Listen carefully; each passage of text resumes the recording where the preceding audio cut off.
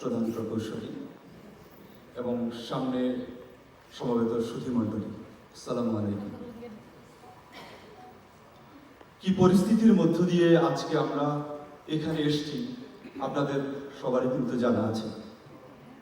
আমি শ্রদ্ধার সাথে স্মরণ করছি প্রায় 1 মাসের মতো যে আন্দোলন সংগ্রামের মধ্য দিয়ে আজকে এই সুন্দর একটি জায়গা আমাদেরকে তৈরি করে দিয়েছেন। আমরা দুটি কথা বলতে পারছি, বৈষম্য বঞ্চনা এবং বঞ্চনার গল্প শোনাতে পারছি, সেজন্য তাদের আত্মার প্রতি সম্মান শ্রদ্ধা আমি জ্ঞাপন করে আমার দুটো কথা শুরু করছি।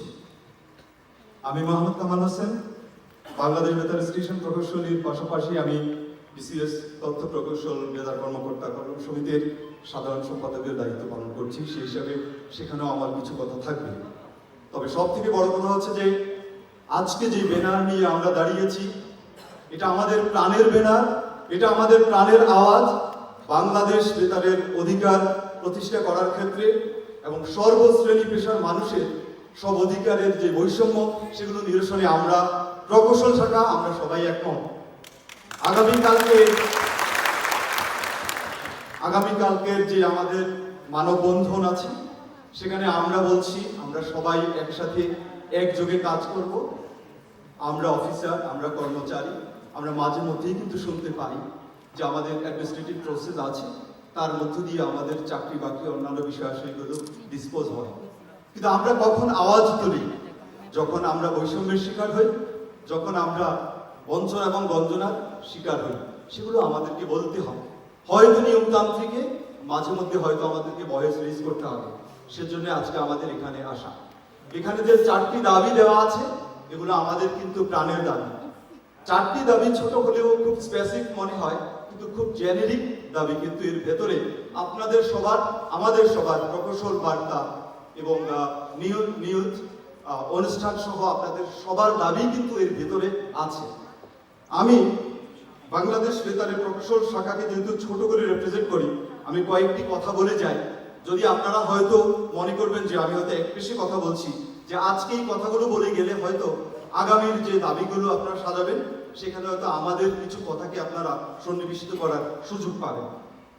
বিশেষ তথ্য প্রকৌশল কাডার থেকে বাংলাদেশ টেলিভিশন তথ্য ও যোগাযোগ প্রযুক্তি বিভাগে সরাসরি পদায়ন করতে হবে। এই দাবিগুলোর জন্য বলছি যে আমরা কিন্তু এখন ড্রাফট লেভেলে আছি। মাহফুজ ভাই বলে গেছেন, আন্দোলনকে যদি জোরদার করতে হয়, বেগবান করতে হয়, সরাসরি বিক্ষোভ সংগ্রামের পাশাপাশি আমাদেরকে সফট মিডিয়াম, আমাদের সোশ্যাল মিডিয়ায় কিন্তু আন্দোলনটা চালিয়ে যেতে হবে। সুতরাং কাইন্ডলি আমি কয়েকটি কথা বলছি, সেগুলো আপনারা হয়তো মনে রাখবেন এবং আমাদের উপদেষ্টা মহোদয় যারা আছেন তারা হয়তো সামনে সন্নিবেশিত করবেন। উপসচিব বলে বিসিএস তথ্য প্রকৌশল স্বতন্ত্র কাডার হিসাবে প্রস্তাব প্রেরণ এবং সকল ক্ষেত্রে ব্যাচভিত্তিক পদোন্নতি আমরা সেটা চাই। কেন আজকে প্রকৌশল শাখাকে আলাদা করছি? প্রকৌশল শাখা বাংলাদেশ বেতার থেকে আলাদা কিছু নয়, কিন্তু আমরা যখন বৈষম্যের কথা বলি, যখন আমরা সুনির্দিষ্ট প্রস্তাব দিই, মাঝে মধ্যেই আমরা বিভিন্নভাবে আমরা বঞ্চিত হই আপনাদের মধ্যে। প্রধান প্রকৌশলী পদ আমাদের আগে 2 ছিল, আমরা এখানে 1 গ্রেডের প্রস্তাব করছি এবং সেই হিসাবে অন্যান্য গ্রেডও কিন্তু সাজাতে হবে। আমরা 4র্থ গ্রেডের কোনো পদ চাই না। মহাপরিচালক থেকে শুরু করে বাংলাদেশ বেতারের প্রশাসনিক আমাদের পদ আছে, আমাদের পরিচালক, অতিরিক্ত পরিচালক এবং উপপরিচালক আছে, এবং সেখানে প্রকৌশল শাখা সহ আমাদের 3 শাখাকে সমহারে পুনর্বন্টন করতে হবে। এগুলো আমাদের দাবি।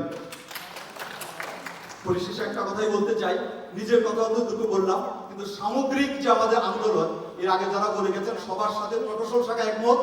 আগামীকালকে যে আমাদের মানববন্ধন, সেটাকে সফল করতে গেলে সদর দপ্তরে যত প্রকৌশল কর্মকর্তা আছে, ইনশাআল্লাহ আমি কথা দিচ্ছি সবাইকে নিয়ে আমরা রাজপথে হাজির হব।